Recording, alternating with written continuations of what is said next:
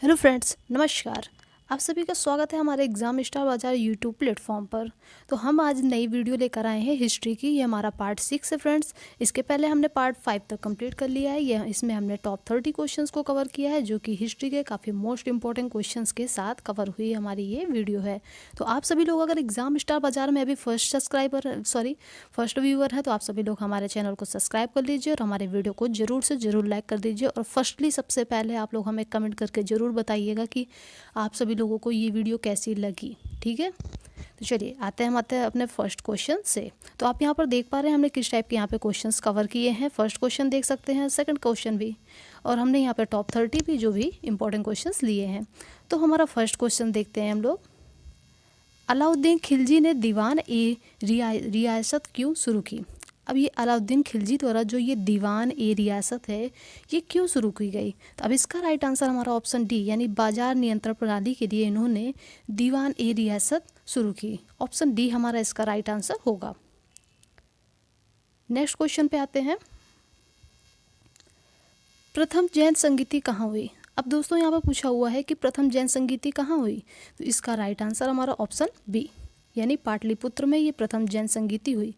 और जो दूसरी जैन संगीति है ये वल्लभी में हुई है, ये भी आप लोग याद रखिएगा। ठीक है। और फ्रेंड्स, बौद्ध जो संगीति समिति हुई थी, तो वो प्रथम कहाँ हुई थी? तो वो हुई थी राजगृह में। दूसरी जो हुई थी उनकी द्वितीय हुई थी, तो वो वैशाली में हुई थी। और तृतीय जो है वो पाटलिपुत्र में हुई थी, जो कि तृतीय इनकी पाटलिपुत्र में हुई थी, और जैन संगीति की प्रथम ये पाटलिपुत्र में हुई थी। ठीक है।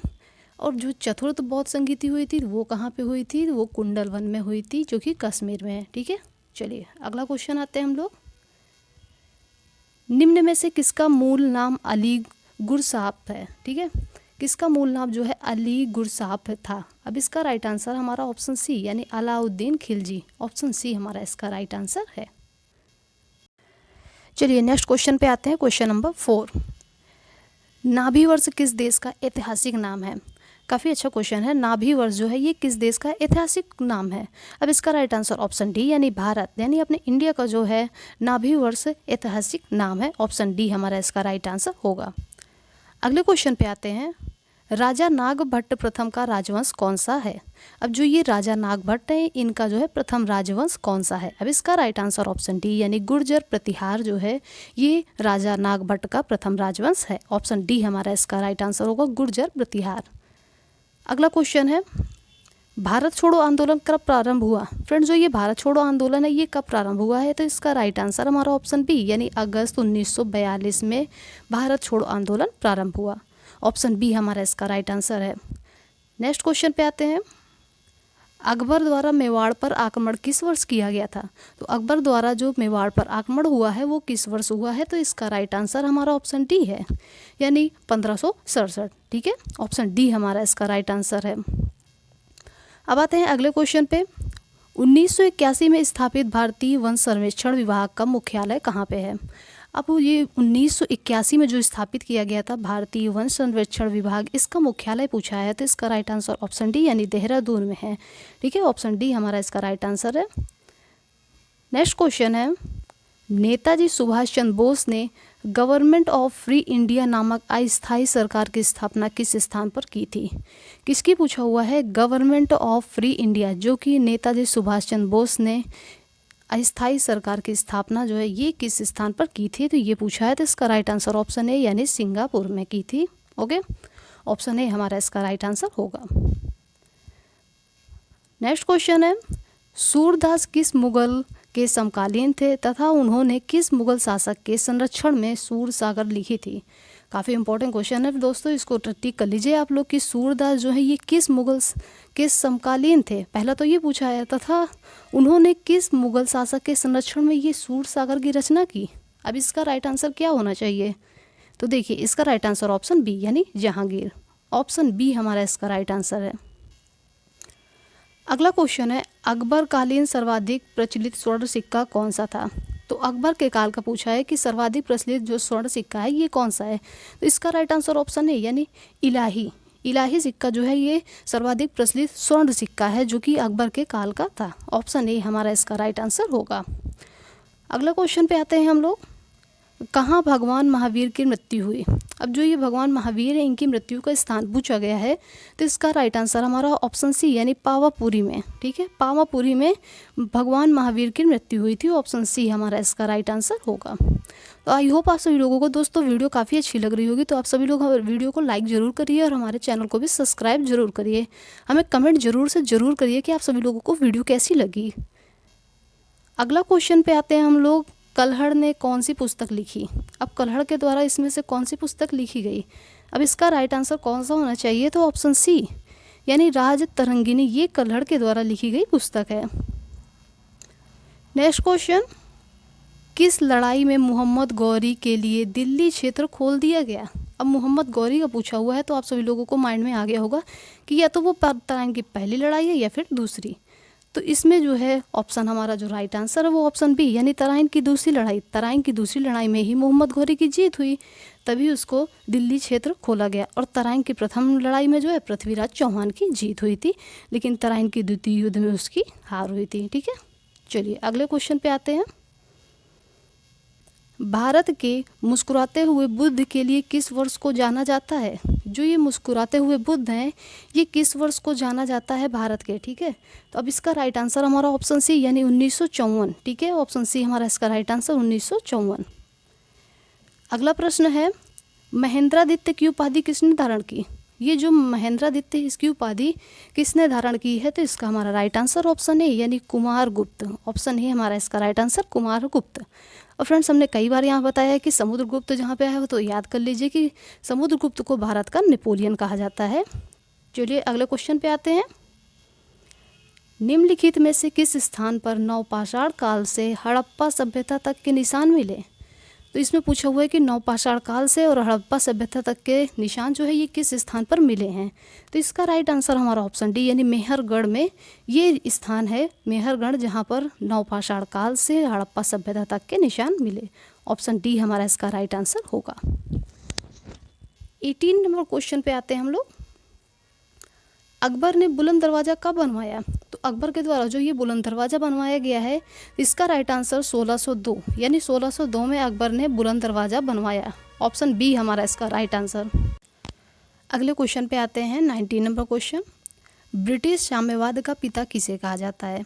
तो फ्रेंड्स जो ये ब्रिटिश साम्यवाद का पिता है ये किसको कहा जाता है। अब इसका हमारा राइट आंसर जो है वो है ऑप्शन ए यानी कि रॉबर्ट ओवेन, इनको है जो है ब्रिटिश साम्यवाद का पिता कहा जाता है। ऑप्शन ए हमारा इसका राइट आंसर होगा।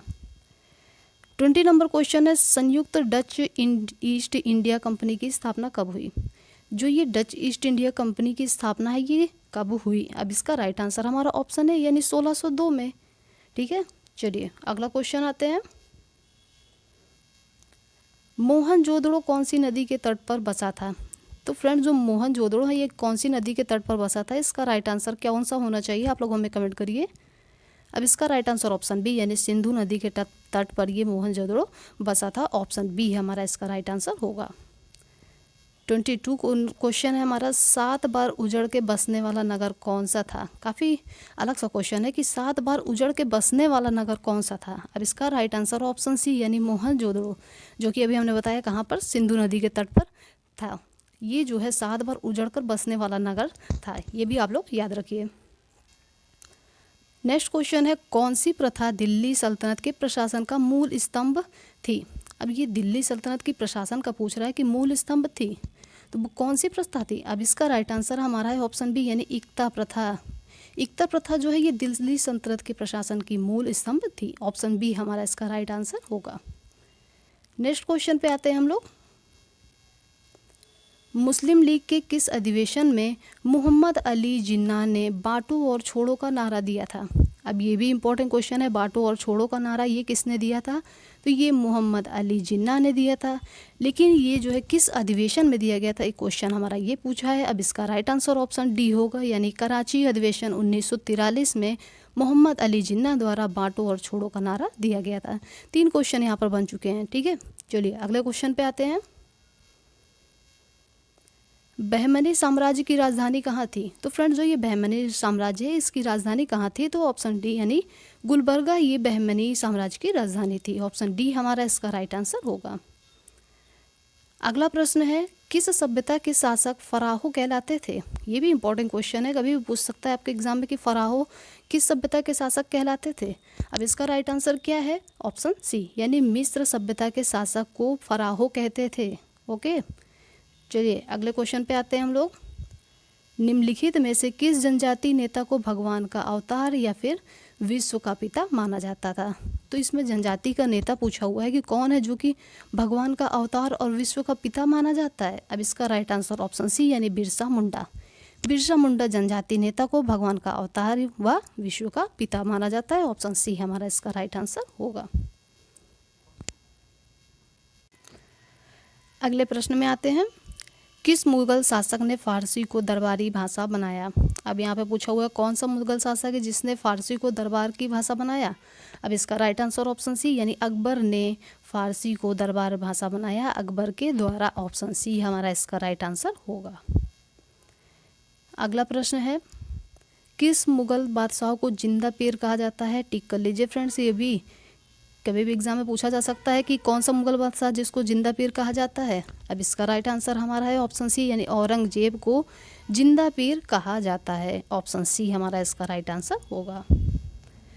30 नंबर क्वेश्चन पे आते हैं, उच्च न्यायालय के न्यायाधीश पद पर नियुक्त होने वाली प्रथम महिला कौन थी?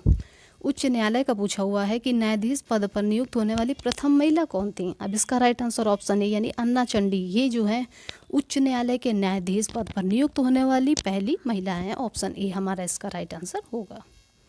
तो आई होप दोस्तों आप सभी लोगों को हमारी ये वीडियो काफ़ी इंपॉर्टेंट लगी होगी। तो आप सभी लोग हमारे एग्जाम स्टार बाजार में डेली के रूटीन पे बने रहिए। आप सभी लोगों को हिस्ट्री, जीके, जीएस से रिलेटेड वीडियोस डेली इसमें मिलती रहेंगी। तो इसके लिए आप सभी लोग हमारे चैनल को सब्सक्राइब कर लीजिए और हमारे वीडियो को लाइक कर दीजिए और शेयर भी कर दीजिए। मिलते हैं हम नेक्स्ट वीडियो में नेक्स्ट पार्ट के साथ। तब तक आप सभी लोग हमारे चैनल में ज़रूर से ज़रूर बने रहिए।